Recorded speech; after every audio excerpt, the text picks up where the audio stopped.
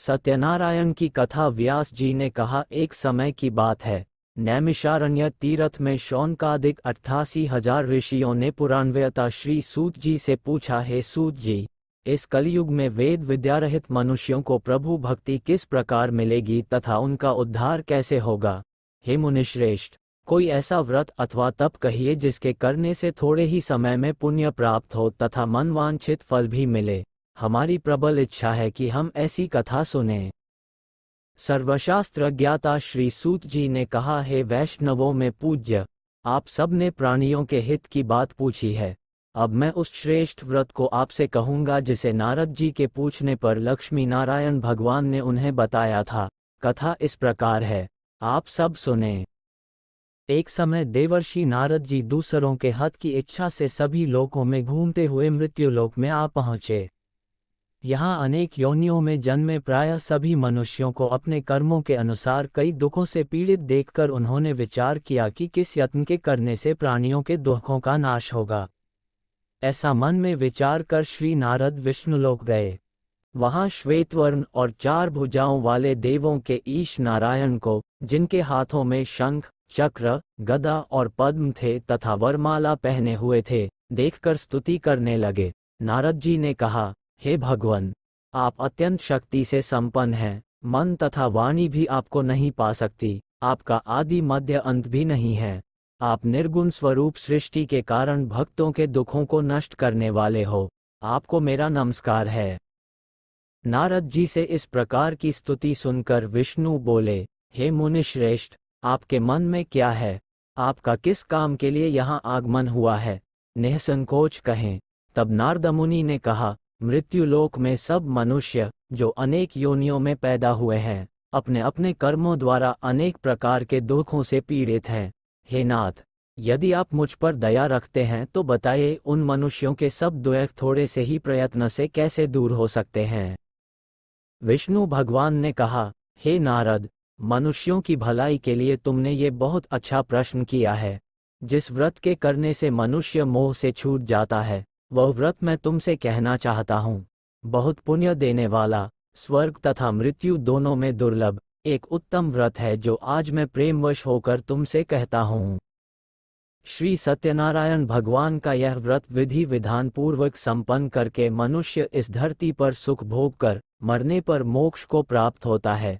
श्री विष्णु भगवान के यह वचन सुनकर नारद मुनि बोले, हे भगवान, उस व्रत का फल क्या है, क्या विधान है, इससे पूर्व यह व्रत किसने किया है और किस दिन यह व्रत करना चाहिए, कृपया मुझे विस्तार से बताएं। श्री विष्णु ने कहा, हे नारद, दुख शोक आदि दूर करने वाला यह व्रत सब स्थानों पर विजयी करने वाला है। भक्ति और श्रद्धा के साथ किसी भी दिन मनुष्य श्री सत्यनारायण भगवान की संध्या के समय ब्राह्मणों और बंधुओं के साथ धर्मपरायण होकर पूजा करे। भक्तिभाव से नैवेद्य, केले का फल, शहद, घी, शक्कर अथवा गुड़, दूध और गेहूं का आटा सवाया लें। गेहूं के अभाव में साठी का चूर्ण भी ले सकते हैं। इन सब को भक्तिभाव से भगवान को अर्पण करें। बंधु बांधवों सहित ब्राह्मणों को भोजन कराएं।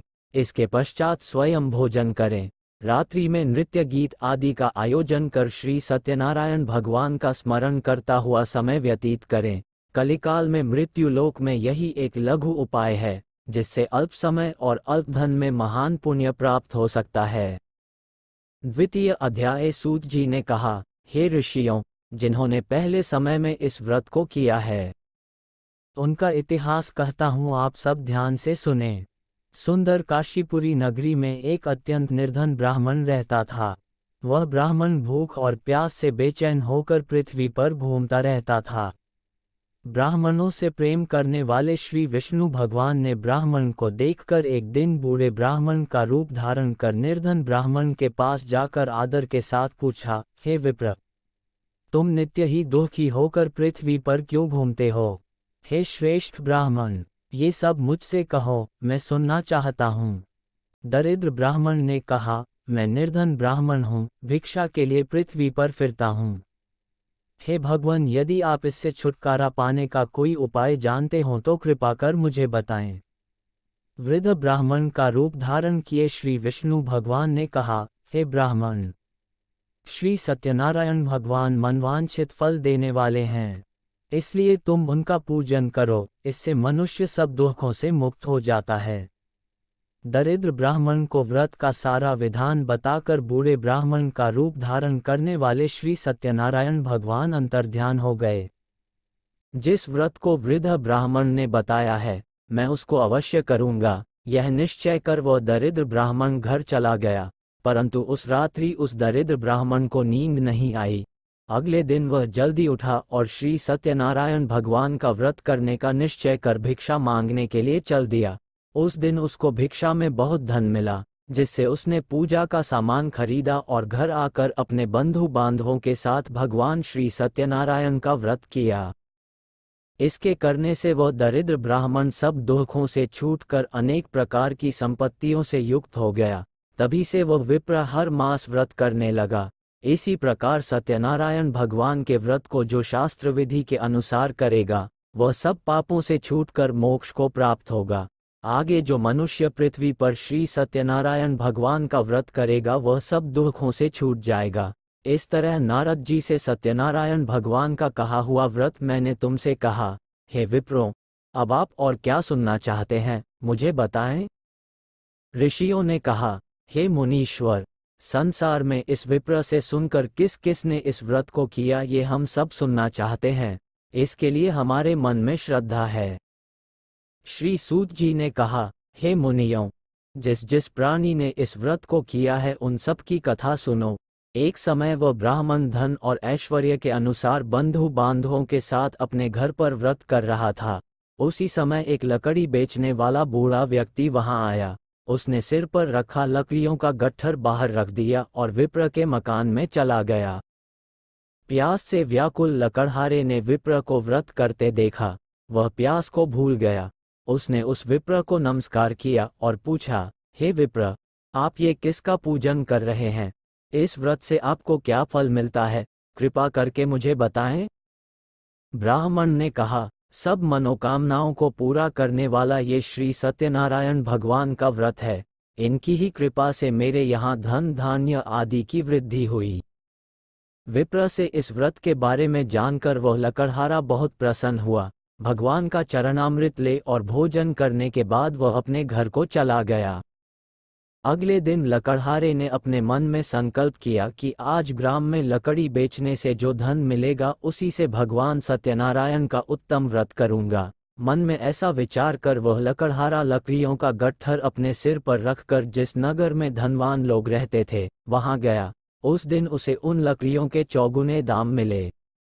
वह बूढ़ा लकड़हारा अति प्रसन्न होकर पके केले, शक्कर, शहद, घी, दुग्ध, दही और गेहूं का चूर्ण इत्यादि श्री सत्यनारायण भगवान के व्रत की सभी सामग्री लेकर अपने घर आ गया। फिर उसने अपने बंधु बांधवों को बुलाकर विधि विधान के साथ भगवान का पूजन और व्रत किया। उस व्रत के प्रभाव से वह बूढ़ा लकड़हारा धन पुत्र आदि से युक्त हुआ और संसार के समस्त सुख भोग कर बैकुंठ को चला गया। तृतीय अध्याय। श्री सूत जी ने कहा, हे श्रेष्ठ मुनियों, अब एक और कथा कहता हूँ। पूर्वकाल में उल्कामुख नाम का एक बुद्धिमान राजा था। वह सत्यवक्ता और जितेंद्रिय था। प्रतिदिन देवस्थानों पर जाता तथा गरीबों को धन देकर उनके कष्ट दूर करता था। उसकी पत्नी सुंदर और सती साध्वी थी। भद्रशिला नदी के तट पर उन दोनों ने श्री सत्यनारायण भगवान का व्रत किया। उस समय वहां साधु नामक एक वैश्य आया। उसके पास व्यापार के लिए बहुत सा धन था। राजा को व्रत करते देख उसने विनय के साथ पूछा, हे राजन, भक्तियुक्त चित्त से यह आप क्या कर रहे हैं? मेरी सुनने की इच्छा है, कृपया आप मुझे भी बताइए। महाराज उल्कामुख ने कहा, हे साधु वैश्य, मैं अपने बंधु बांधवों के साथ पुत्रादि की प्राप्ति के लिए महाशक्तिमान सत्यनारायण भगवान का व्रत व पूजन कर रहा हूँ। राजा के वचन सुनकर साधु नामक वैश्य ने आदर से कहा, हे राजन, मुझे भी इसका सब विधान बताइए।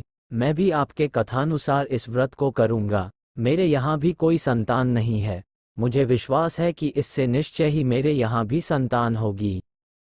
राजा से सब विधान सुन व्यापार से निवृत्त हो वह वैश्य खुशी खुशी अपने घर आया। वैश्य ने अपनी पत्नी लीलावती से संतान देने वाले उस व्रत का समाचार सुनाया और प्रण किया कि जब हमारे यहाँ संतान होगी तब मैं इस व्रत को करूँगा। एक दिन उसकी पत्नी लीलावती सांसारिक धर्म में प्रवृत्त होकर गर्भवती हो गई। 10वें महीने में उसने एक सुंदर कन्या को जन्म दिया। कन्या का नाम कलावती रखा गया। इसके बाद लीलावती ने अपने पति को स्मरण दिलाया कि आपने जो भगवान का व्रत करने का संकल्प किया था अब आप उसे पूरा कीजिए। साधु वैश्य ने कहा, हे प्रिय, मैं कन्या के विवाह पर इस व्रत को करूंगा। इस प्रकार अपनी पत्नी को आश्वासन दे वह व्यापार करने चला गया। काफी दिनों पश्चात वह लौटा तो उसने नगर में सखियों के साथ अपनी पुत्री को खेलते देखा। वैश्य ने तत्काल एक दूत को बुलाकर कहा कि उसकी पुत्री के लिए कोई सुयोग्य वर की तलाश करो। साधु नामक वैश्य की आज्ञा पाकर दूत कंचननगर पहुंचा और उनकी लड़की के लिए एक सुयोग्य वणिक पुत्र ले आया। वणिक पुत्र को देखकर साधु नामक वैश्य ने अपने बंधु बांधवों सहित प्रसन्नचित होकर अपनी पुत्री का विवाह उसके साथ कर दिया। वैश्य विवाह के समय भी सत्यनारायण भगवान का व्रत करना भूल गया। इस पर श्री सत्यनारायण भगवान क्रोधित हो गए। उन्होंने वैश्य को श्राप दिया कि तुम्हें दारुण दुख प्राप्त होगा। अपने कार्य में कुशल साधु नामक वैश्य अपने जामाता सहित नावों को लेकर व्यापार करने के लिए समुद्र के समीप स्थित रतनसारपुर नगर में गया। दोनों ससुर जमाई चंद्रकेतु राजा के नगर में व्यापार करने लगे। एक दिन भगवान सत्यनारायण की माया से प्रेरित एक चोर राजा का धन चुराकर भागा जा रहा था। राजा के दूतों को अपने पीछे आते देखकर चोर ने घबराकर राजा के धन को उसी नाव में चुपचाप रख दिया जहां वे ससुर जमाई ठहरे थे। ऐसा करने के बाद वह भाग गया। जब दूतों ने उस साधु वैश्य के पास राजा के धन को रखा देखा तो ससुर जामाता दोनों को बांध कर ले गए और राजा के समीप जाकर बोले, हम ये दो चोर पकड़ कर लाए हैं, कृपया बताएं कि इन्हें क्या सजा दी जाए। राजा ने बिना उन दोनों की बात सुने ही उन्हें कारागार में डालने की आज्ञा दे दी। इस प्रकार राजा की आज्ञा से उनको कठिन कारावास में डाल दिया गया तथा उनका धन भी छीन लिया गया। सत्यनारायण भगवान के श्राप के कारण साधु वैश्य की पत्नी लीलावती व पुत्री कलावती भी घर पर बहुत दुखी हुई। उनके घरों में रखा धन चोर ले गए। एक दिन शारीरिक व मानसिक पीड़ा तथा भूख प्यास से अति दुखित हो भोजन की चिंता में कलावती एक ब्राह्मण के घर गई। उसने ब्राह्मण को श्री सत्यनारायण भगवान का व्रत करते देखा। उसने कथा सुनी तथा प्रसाद ग्रहण कर रात को घर आई। माता ने कलावती से पूछा, हे पुत्री, तू अब तक कहाँ रही व तेरे मन में क्या है? कलावती बोली, हे माता, मैंने एक ब्राह्मण के घर श्री सत्यनारायण भगवान का व्रत होते देखा है। कलावती के वचन सुनकर लीलावती ने सत्यनारायण भगवान के पूजन की तैयारी की। उसने परिवार और बंधुओं सहित श्री सत्यनारायण भगवान का पूजन व व्रत किया और वर मांगा कि मेरे पति और दामाद शीघ्र ही घर वापस लौट आएं। साथ ही भगवान से प्रार्थना की कि हम सबका अपराध क्षमा करो। श्री सत्यनारायण भगवान इस व्रत से संतुष्ट हो गए। उन्होंने राजा चंद्रकेतु को स्वप्न में दर्शन देकर कहा, हे राजन, जिन दोनों वैश्यों को तुमने बंदी बना रखा है वे निर्दोष हैं। उन्हें प्रातः ही छोड़ दो, अन्यथा मैं तेरा धन, राज्य, पुत्रादि सब नष्ट कर दूंगा। राजा से ऐसे वचन कहकर भगवान अंतर्ध्यान हो गए। प्रातःकाल राजा चंद्रकेतु ने सभा में सबको अपना स्वप्न सुनाया और सैनिकों को आज्ञा दी कि दोनों वणिक पुत्रों को कैद से मुक्त कर सभा में लाया जाए। दोनों ने आते ही राजा को प्रणाम किया।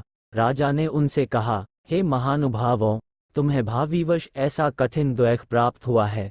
अब तुम्हें कोई भय नहीं है, तुम मुक्त हो। ऐसा कहकर राजा ने उनको नए नए वस्त्राभूषण पहनवाए तथा उनका जितना धन लिया था उससे दूना लौटाकर आदर से विदा किया। दोनों वैश्य अपने घर को चल दिए।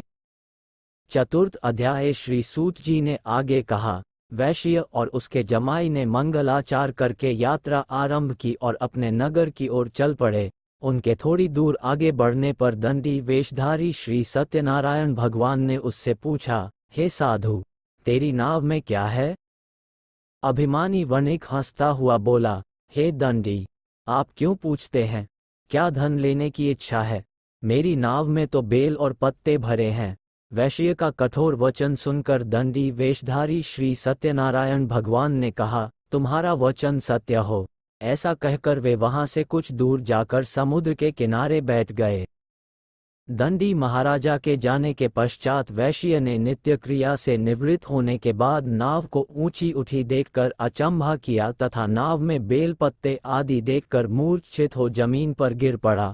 मूर्छा खुलने पर अत्यंत शोक प्रकट करने लगा। तब उसके जामाता ने कहा, आप शोक न करें, ये दंडी महाराज का श्राप है, अतः उनकी शरण में ही चलना चाहिए, तभी हमारी मनोकामना पूरी होगी। जामाता के वचन सुनकर वह साधु नामक वैश्य दंडी महाराज के पास पहुंचा और भक्तिभाव से प्रणाम करके बोला, मैंने जो आपसे असत्य वचन कहे थे उसके लिए मुझे क्षमा करें। ऐसा कहकर वैश्य रोने लगा। तब दंडी भगवान बोले, हे वणिक पुत्र, मेरी आज्ञा से तुझे बार बार द्वैख प्राप्त हुआ है, तू मेरी पूजा से विमुख हुआ है। साधु नामक वैश्य ने कहा, हे भगवान, आपकी माया से ब्रह्मा आदि देवता भी आपके रूप को नहीं जान पाते, तब मैं अज्ञानी भला कैसे जान सकता हूँ। आप प्रसन्न होइए, मैं अपनी सामर्थ्य के अनुसार आपकी पूजा करूँगा। मेरी रक्षा करो और पहले के समान मेरी नौक को धन से पूर्ण कर दो।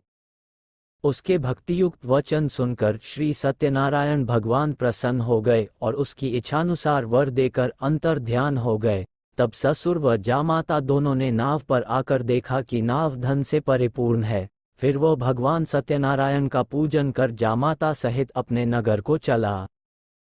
जब वह अपने नगर के निकट पहुंचा तब उसने एक दूत को अपने घर भेजा। दूत ने साधु नामक वैश्य के घर जाकर उसकी पत्नी को नमस्कार किया और कहा, आपके पति अपने दामाद सहित इस नगर के समीप आ गए हैं। लीलावती और उसकी कन्या कलावती उस समय भगवान का पूजन कर रही थी। दूत का वचन सुनकर साधु की पत्नी ने बड़े हर्ष के साथ सत्यदेव का पूजन पूर्ण किया और अपनी पुत्री से कहा, मैं अपने पति के दर्शन को जाती हूँ, तू कार्य पूर्ण कर शीघ्र आ जाना। परंतु कलावती पूजन एवं प्रसाद छोड़कर अपने पति के दर्शनों के लिए चली गई। प्रसाद की अवज्ञा के कारण सत्यदेव रुष्ट हो गए। फलस्वरूप उन्होंने उसके पति को नाव सहित पानी में डुबो दिया। कलावती अपने पति को न देख रोती हुई जमीन पर गिर पड़ी। नौक को डूबा हुआ तथा कन्या को रोती हुई देख साधु नामक वैश्य दुखित हो बोला, हे प्रभु, मुझसे या मेरे परिवार से जो भूल हुई है उसे क्षमा करो। उसके दीन वचन सुनकर सत्यदेव भगवान प्रसन्न हो गए। आकाशवाणी हुई, हे वैश्य, तेरी कन्या मेरा प्रसाद छोड़कर आई है, इसलिए इसका पति अदृश्य हुआ है। यदि वह घर जाकर प्रसाद खाकर लौटे तो इसका पति अवश्य मिलेगा। आकाशवाणी सुनकर कलावती ने घर पहुंचकर प्रसाद खाया और फिर आकर अपने पति के दर्शन किए। तत्पश्चात साधु वैश्य ने वहीं बंधु बांधवों सहित सत्यदेव का विधिपूर्वक पूजन किया। वह इस लोक का सुख भोग कर अंत में स्वर्गलोक को गया। पंचम अध्याय। श्री सूत जी ने आगे कहा, हे ऋषियों, मैं एक और भी कथा कहता हूँ, उसे भी सुनो। प्रजापालन में लीन तुंगध्वज नाम का एक राजा था। उसने भगवान सत्यदेव का प्रसाद त्याग कर बहुत द्वेष पाया। एक समय राजा वन में वन्य पशुओं को मारकर बड़ के वृक्ष के नीचे आया। वहां उसने ग्वालों को भक्ति भाव से बंधु बांधवों सहित श्री सत्यनारायण का पूजन करते देखा, परंतु राजा देखकर भी अभिमानवश न तो वहां गया और न ही सत्यदेव भगवान को नमस्कार ही किया। जब ग्वालों ने भगवान का प्रसाद उनके सामने रखा तो वह प्रसाद त्याग कर अपने नगर को चला गया। नगर में पहुंचकर उसने देखा कि उसका सब कुछ नष्ट हो गया है। वह समझ गया कि यह सब भगवान सत्यदेव ने ही किया है। तब वह उसी स्थान पर वापस आया और ग्वालों के समीप गया और विधिपूर्वक पूजन कर प्रसाद खाया तो सत्यनारायण की कृपा से सब कुछ पहले जैसा ही हो गया और दीर्घकाल तक सुख भोग कर मरने पर स्वर्गलोक को चला गया। जो मनुष्य इस परम दुर्लभ व्रत को करेगा, श्री सत्यनारायण भगवान की कृपा से उसे धन धान्य की प्राप्ति होगी। निर्धन धनी और बंदी बंधन से मुक्त होकर निर्भय हो जाता है। संतानहीन को संतान प्राप्त होती है तथा सब मनोरथ पूर्ण होकर अंत में वह बैकुंठ धाम को जाता है। जिन्होंने पहले इस व्रत को किया, अब उनके दूसरे जन्म की कथा भी सुनिए। शतानंद नामक ब्राह्मण ने सुदामा के रूप में जन्म लेकर श्री कृष्ण की भक्ति कर मोक्ष प्राप्त किया। उल्कामुख नाम के महाराज राजा दशरथ बने और श्री रंगनाथ का पूजन कर बैकुंठ को प्राप्त हुए। साधु नाम के वैश्य ने धर्मात्मा व सत्य प्रतिज्ञ राजा मोरध्वज बनकर अपनी देह को आरे से चीरकर दान करके मोक्ष को प्राप्त हुआ। महाराज तुंगध्वज स्वयंभू मनु हुए। उन्होंने बहुत से लोगों को भगवान की भक्ति में लीन कर मोक्ष प्राप्त किया। लकड़हारा भील अगले जन्म में गुह नामक निषाद राजा हुआ, जिसने भगवान राम के चरणों की सेवा कर मोक्ष प्राप्त किया।